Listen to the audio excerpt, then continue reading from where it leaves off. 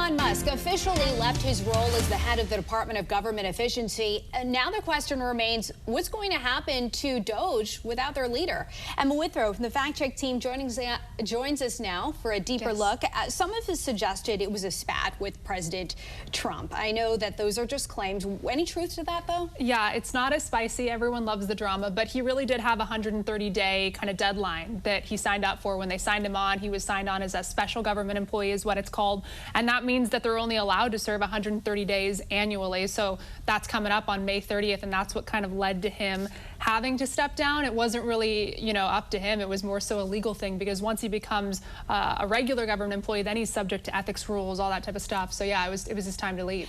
We've discussed this before, the DOGE website and Musk long championing the cost savings. Do his numbers check out? Yeah, so on the DOGE website, they've been touting $175 billion through a combination of asset sales, contract cancellations, fraud, payment deletion, everything under the sun.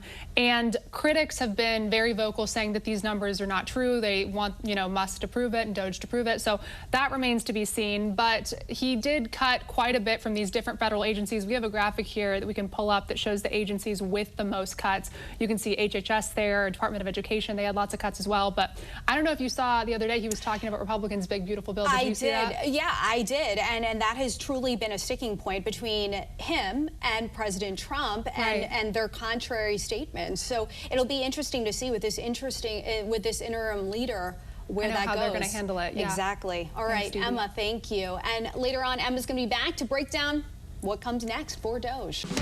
Elon Musk has officially stepped down from his role leading the Department of Government Efficiency. So what's next for the department after his controversial tenure? Emma Withrow from the Fact Check team joining us now to discuss. So first of all, just tell us who is leading DOGE right now. So her name is Amy Gleason. I don't know if you've heard of her before. She's a lady with a background in healthcare technology. She also was a part of the U.S. Digital Service.